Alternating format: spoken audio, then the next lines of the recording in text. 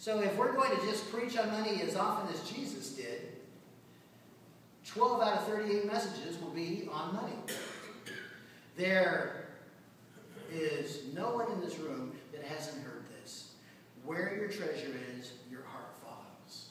No doubt about it. You see, when it comes to this whole business of giving, there is truth in financial giving. I listened to a message this week. There's that health, wealth, and prosperity crowd out there, and you'll get on this, and if you're feeding off of some of this TV preaching that tells you that you're more spiritual if you're rich, and they're all focused on these kinds of things that tragically are teaching something that is not true. But I also think it's a mistake to say that we shouldn't aspire to do well. That wealth is not something that we should appreciate. But we should be so warned and very careful about knowing that the more the Lord gives you, the more you're responsible for. Amen? The more the Lord gives you, the more you're responsible for. He's going to hold you to a higher standard. There's a truth there that we've got to know. And so we see these truths about financial giving. Why? After it's all said and done, why give? Why? Why give?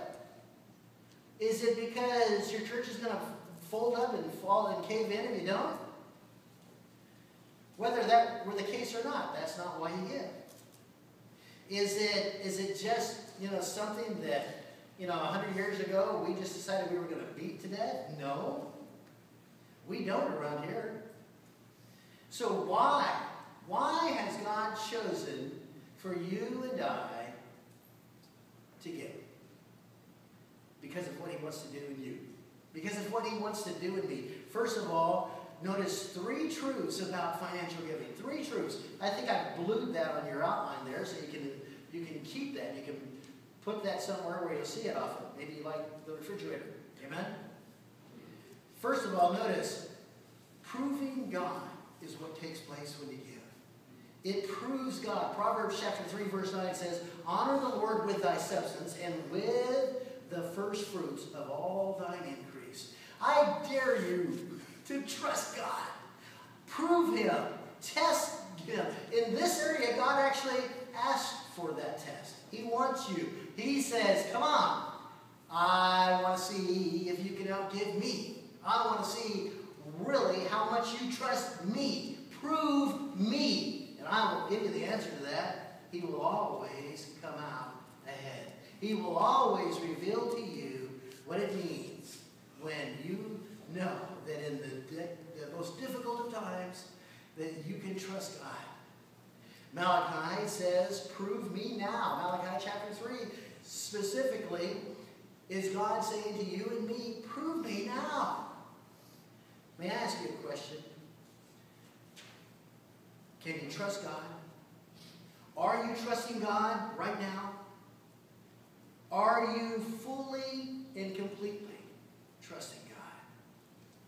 We see that when we give, when we look at this truth, we see God's purpose. The purpose for God. You see, what God does in your life and in my life, he does on purpose. 2 Corinthians chapter 9, verse 6. But this I say, he which soweth sparingly, and he which soweth bountifully shall reap also bountifully, except every man according as he purposeth in his heart, so let him give, not grudgingly. Amen? May I tell you that you will see more of God's purpose when we give of our time and our talent and our treasures. And by the way, you can walk away and say, preacher spoke of time and talent also today. And we see thirdly, we see that it prepares us for God. It prepares us. Be ready to distribute, Timothy says. Are you ready? Are you looking for opportunity? We saw that the churches at Galatia were beside themselves. They didn't wait for an offering to be taken up. They wanted to give. They wanted to be used of God this way. That's like the lady who said to the pastor, who said, "You don't know, I don't know where the money's going to come from. How are we going to get this done?" And the lady said, "Oh, thankfully, I'm glad you don't know where it's coming from, because I thought you were going to ask me." You know, I'll tell you what, it's going to get done. You know what, the years that I've been in ministry, you would think after God continually demonstrates year after year how He is on the throne and control and how He provides, that I would finally just get that. But you know what? I'm still amazed. I'm still overwhelmed when I look at how, if we'll be faithful in these areas that we're supposed to be faithful in, and it's not just giving, is it? It's giving of our not just giving of our treasure, but giving of our time and giving of our talent. God will be faithful.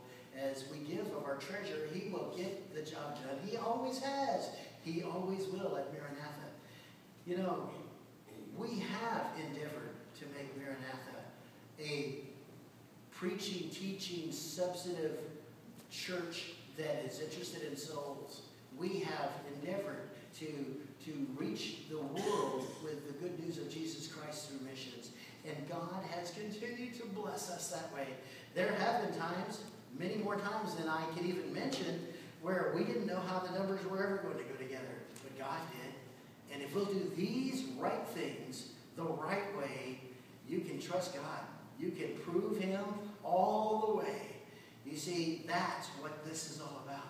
This is about being able to sit on the front row and just be overwhelmingly amazed at everything that God is doing and what He continues to want to do. Does this mean that we should never have a sense of urgency and never recognize a need and pray fervently? Absolutely not. We need to do those things. But pray with high expectation. Pray knowing that God is working and that He will use you. But He is going to grow you in it. And maybe for some of us this morning, we've allowed lack of participation in these areas to stunt our growth. Friend, I don't want you to be there. May I just say this? Don't wait until the next missions conference before you get involved in missions giving. Don't wait until next year before you answer the call to serve in Awana. Don't wait until William gets up there and says, "I'm sick and tired of these teenagers, I'm leaving," before you decide you're going to help in youth group. Got really quiet here. He's not sick and tired, and he ain't leaving. Amen? Got 2 amens on that, brother.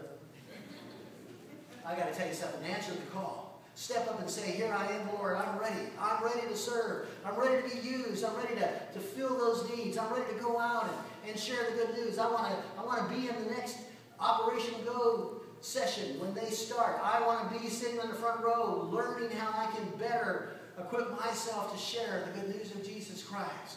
And you know what? Even before they start the next session, I'll come out on Saturday at 10:15.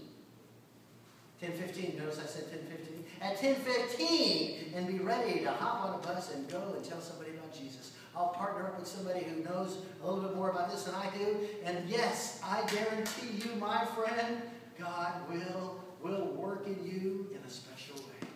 But may I say this, even if He didn't do anything in you, do you love Him enough to do it for Him? That's the question that needs to be asked this morning. Let's all stand.